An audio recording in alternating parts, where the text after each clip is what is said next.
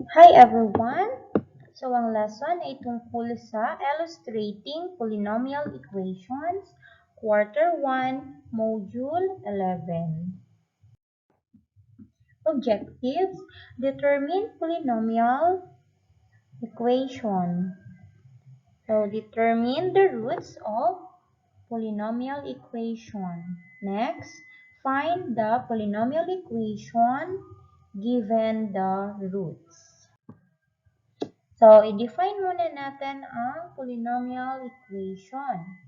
Polynomial equation is an equation that has multiple terms made up of numbers and variables. Polynomials can have different exponents. The degree of polynomial is its highest exponent. The degree tells us how many roots can be found in a polynomial equation. So, tingnan natin itong example. We have 7x cubed plus x squared minus 8x minus 3. So, sabi dito, a polynomial equation is an equation that has multiple terms. So, yung terms natin, ito. Bawat nakikita nyong group. So, ito isang term. So, another terms. Kaya tinatawag na multiple terms. Ibig sabihin, maraming terms ang bumubuo sa polynomial equation. Then, sabi, ang terms daw ay binubuo ng numbers and variables. So, sa given, ang unang term binubuo ng 7 at x. So, 7, diba? Number yan. Yung x, yan naman ay variables. So, the degree of polynomial is its highest exponent. So, ano ang pinakamataas na exponent dito? Sa given, we have 3. Ibig sabihin, ang degree of polynomials ng given na to ay 3. Then, the degree tells us how many roots can be found. So, kung ang degree of equation ng given ay 3, ibig sabihin meron siyang 3 real roots. So, another definition, a polynomial expression is an expression consisting of variables and coefficients. So, ang variables nga natin, yung letters, ang coefficient, yung numbers. That involves only the operation of addition, subtraction, and multiplication. And non-negative exponent of variables. Okay, ito ang pakakatandaan. Ang exponent dapat non-negative. Pag sinabing non-negative, ibig sabihin positive. So, dapat ang exponent lang ay positive. Hindi pwedeng maging negative. How do you determine a polynomial expression? To determine a polynomial expression, see to it that an expression can be written in the form a of n times x raised to the power of n plus a of n minus 1 times x raised to the power of n minus 1 plus up to a of 2 times x raised to the power of 2 plus a of 1 times x plus a of 0, where n is a non-negative integers. So, ibig sabihin, dapat ang exponent ay positive palagi. So, tingnan natin ito. We have 7x cubed plus x squared minus 8x minus 3. Sabi dito, the expression, itong mga expression na ito, ang tinatawag na terms of polynomial. Alin ba yan? So, yan ay ito. Isang term, pangalawang term, pangatlo, At ito, pang-apat na term. So, ang polynomial expression na to ay may apat na terms. So, yung susunod naman, sabi, the number ace of n, ace of n minus 1, hanggang ace of 0. So, ito naman, yan ang tinatawag na coefficient of polynomial. Alin ba yan? So, ito lang man po yan. Yung 7 dito sa x squared, ang coefficient dyan ay 1. So, dito we have the negative 8. Then, we have this one, negative 3. Yan ang mga tinatawag na coefficients or yung mga numerical or yung mga number nasa unahan. So, the term containing the highest power of x is called the leading coefficient. So, dito sa given, ang may pinaka-highest power ay ang 7x cubed. So, ang leading coefficient natin ay ang, ano ba ang leading coefficient? Ang leading coefficient natin ay 7. So, the term containing, sige, yun na yung 7. Dito tayo sa susunod. The power of x contained in the leading term is called the degree of polynomial. Ano yung tinatawag na power of x? Ito po yung exponent. Yung pinakamataas na exponent, yan ang degree of polynomials. Sa given na to, ang highest degree or ang degree of polynomials ay 3 kasi nga 3 ang highest exponent. So, meron tayong iba't ibang types ng polynomial equation. Una ay ang linear equation. Linear equation is a polynomial equation which has a degree of 1. Ibig sabihin, ang exponent lamang na matatagpuan sa equation na yan ay 1. So, it can be expressed in the algebraic form of ax plus b equals 0. Kung gagamitan natin yan ng another example, pwedeng 3x plus 5 equals 0. So, 3x equals 0, yan ang tinatawag natin na linear equation kasi ang exponent ng x ay only 1. So, another is quadratic equation. So, quadratic equation naman, tandaan lang, ang quadratic equation, ang exponent na matatagpuan sa equation ay 2 only. So, yan ang pinaka-highest degree of 2. So, ibig sabihin kung ang exponent ay 2, ang pinakamataas na exponent ay 2, ang equation na yan ay may dalawang real roots. Another cubic equation. So, dito naman sa cubic equation, tandaan lang, the polynomial equation has degree of 3 or ang pinakamataas na exponent ay 3. Ibig sabihin rin, kung 3 ang pinakamataas na exponent, ang possible roots ay 3 rin. So, ang tawag dyan ay cubic equation.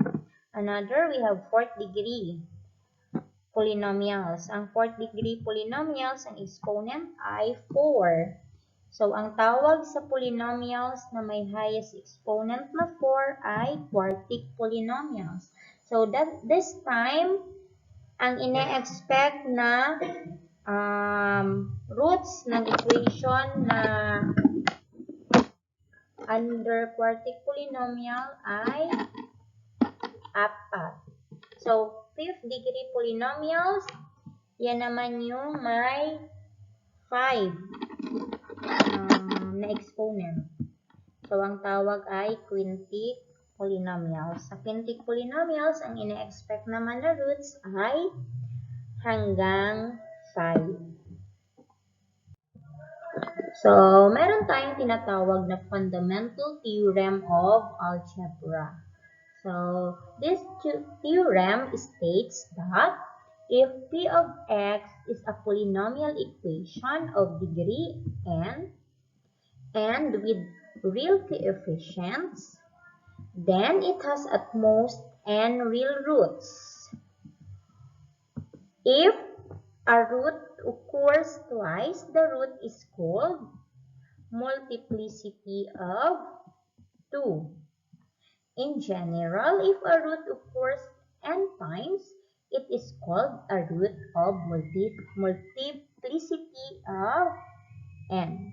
For instance, explain natin sa gamit ng example na to. We have x raised to the power of 20 minus 3 equals 0. So, ang degree ng polynomial ay 20. Ibig sabihin, ang given na ito ay may possible 20 roots. So, paano kapag ganito ang given? X minus 2 times x plus 1 times x minus 1 raised to the power of 3. Paano natin malalaman ang degree of exponent? So, ganito lang yan. Yung x dito, term na to, meron ng 3 exponent. Kapag minultiply natin dito, magkakaroon tayo ng 4. Kapag minultiply pa natin dito, magkakaroon tayo ng 5. Ibig sabihin, ang degree of polynomials ay 5. Kung saan, ang polynomial equation na ito ay tinatawag na quintic polynomials. So, kung makikita nyo, ito, nagamit ako ng ibang kulay. So, mag-focus tayo dito. X minus 1 raised to the power of 3. Ibig sabihin, ang roots na ito ay may multiplicity of 3. Bakit? Kasi, ibig sabihin, 3 beses ginamit ang x minus 1. So, x or negative 1 has a multiplicity of 3.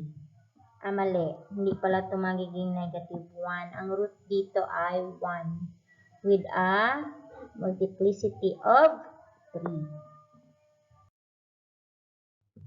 Next, rational root theorem. Actually, na-discuss ko na to sa ibang videos. I-review lang natin. Rational root theorem states that the possible rational roots are formed as positive negative p over q, where p is the factor of the constant or the end term, and q is a factor of the leading term. So, okay. Example, find the roots of x cubed minus 4x squared plus x plus 6 equals 0. So, dito, ang factors ng p or factors ng constant natin na 6 ay 1, positive negative 1 and positive negative 6. So, 1 times 6, that is 6. Another factors, 2 and 3. So, eto, factors ng 6. Kunin natin ang factors ng q or nung leading term na 1. Wala namang ibang factor ng 1, of course, 1. Positive or negative 1. Okay?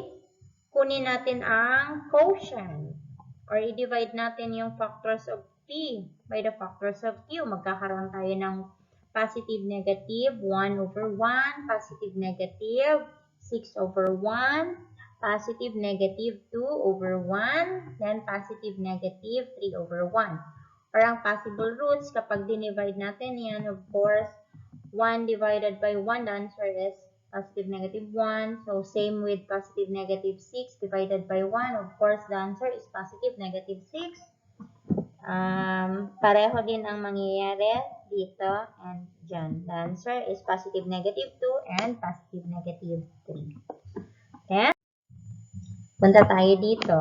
So, find the roots of x cubed minus 4x squared plus x plus 6 equals 0. So, ang gagawin natin ay kunin yung possible roots. Sinolve na natin kanina. Ang sagot ay positive negative 1, positive negative 6, positive negative 2, positive negative 3. So, ngayon, gagamitin natin dito yung factor theorem. Diba sa factor theorem, kapag 0 ang sagot, ibig sabihin, ang ginamit natin na roots ay factor ng given.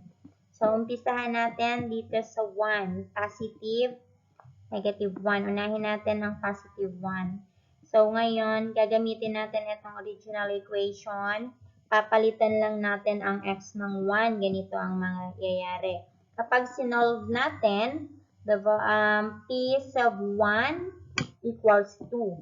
So, since hindi 0 ang sagot, ibig sabihin, 1 is not a factor. Paano kapag negative 1? Okay, kapag negative 1, makikita nyo sa pag-solve, ang sagot ay 0. Ibig sabihin, negative 1 is a factor. So, i-check natin ang 6. 2 pala muna. So, 2. So, as you can see, 0 ang sagot. Ibig sabihin, ang 2 ay factor. How about negative 2? So, meron tayo ditong result na negative 20. Ibig sabihin, hindi siya factor ng given equation. Susunod, negative 3. Since hindi rin 0 ang sagot, ibig sabihin, negative 3 is not a factor. So, 3. Okay, makikita nyo, 0 ang sagot. Ibig sabihin, 3 is a factor. Next, kapag negative 6 and positive 6, so, may remainder siya. Ibig sabihin, hindi siya factor ng given. So, balik tayo dito. Kunin natin yung negative 1. Paano natin siya isusulat? Since negative 1 yan, kukunin natin yung kabaliktaran ng negative 1. Isasama natin sa x. Kaya nagkaroon tayo ng x plus 1. Ibig sabihin, isang factor yan. Gamitin naman natin yung 2. So, yung 2, kukunin yung opposite ng positive 2. So, nagkaroon tayo ng x equal x minus 2. Next, we have 3. Yung kabaliktaran naman ng 3, gagamitin natin kasama ang x. So, naging siyang negative 3. Ibig sabihin, ang factors natin ay x plus 1, x minus 2, x minus 3. So, ilagay natin sa equation. Ito ngayon ang factor.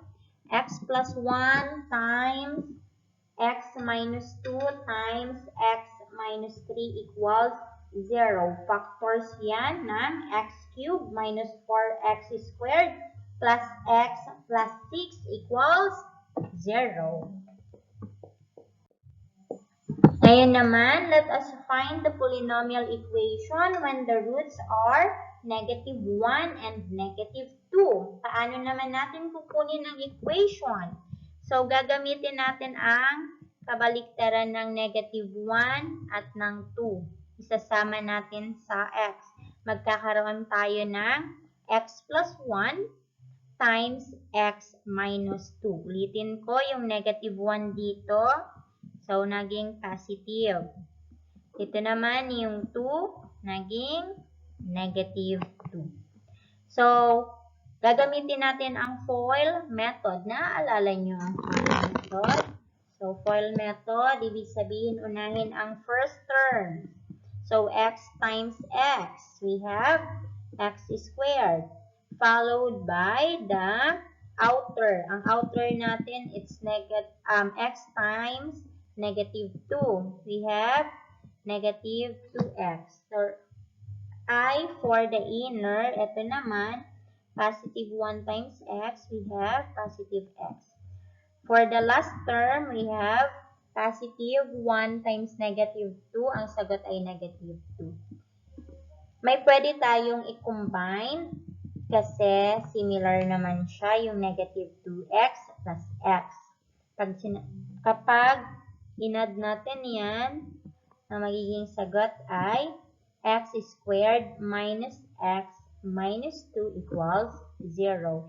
Ibig sabihin, ang equation ay x squared minus x minus 2 equals 0 kapag ang given roots ay negative 1 and 2.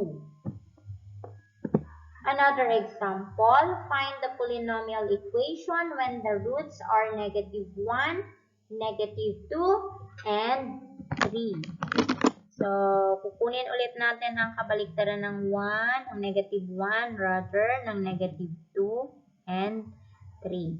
So, magkakaroon tayo ng x plus 1 times x plus 2 times x minus 3 equals 0. Unahin natin ito, FOIL method ulit. So, magkakaroon tayo ng x squared plus 2x plus x plus 2. So, mula ito dito by applying FOIL method. So, i-copy natin ang x minus 3 equals 0. So, para hindi tayo mahirapan, i-distribute na lang natin. Magkakaroon tayo. Ito yung pansinin nyo ha. Yung x, minultiply ko dito. So, kaya nagkaroon tayo nito. Plus. I-multiply natin ulit ito sa negative 3. So, ang magiging sagot natin ay ito. By the way, combine ko muna ito. Kaya naging x squared plus 3x plus 2 times x. So, ganun din ang ginawa dito. We have x squared plus 3x plus 2. So, kapag minultiply natin x times x squared, we have x cubed. Then, x times 3x, we have 3x squared. X times 2, it's 2x. So, same dito. We have negative 3 times x squared. Ang sagot ay negative 3x squared. So, dito naman, positive 3x times negative 3. Ang sagot natin ay negative 9x. Then, 2 times negative 3, it's negative 6. I-combine lang natin yung magkakapareho. Ang x cube, wala yung kapareho, kaya ikakopy lang. Ito naman, positive 3x squared plus negative 3x squared. Of course, 0 ang sagot. Mawawala yan. So, punta tayo dito, 2x and negative 9x. Pagkaiba ang sign, magsusubtract. Kaya ang naging result ay 7x. Negative 7x. Then, i-copy natin yung constant na negative 6. So, ang equation ay x cubed minus 7x minus 6 equals 0 kapag ang roots ay negative 1, negative 2, and negative 3. So, as you can see, since meron tayo ditong 3 roots, ang exponent natin ay 3 din. Okay, that's it for this video. Thank you for watching. Bye everyone.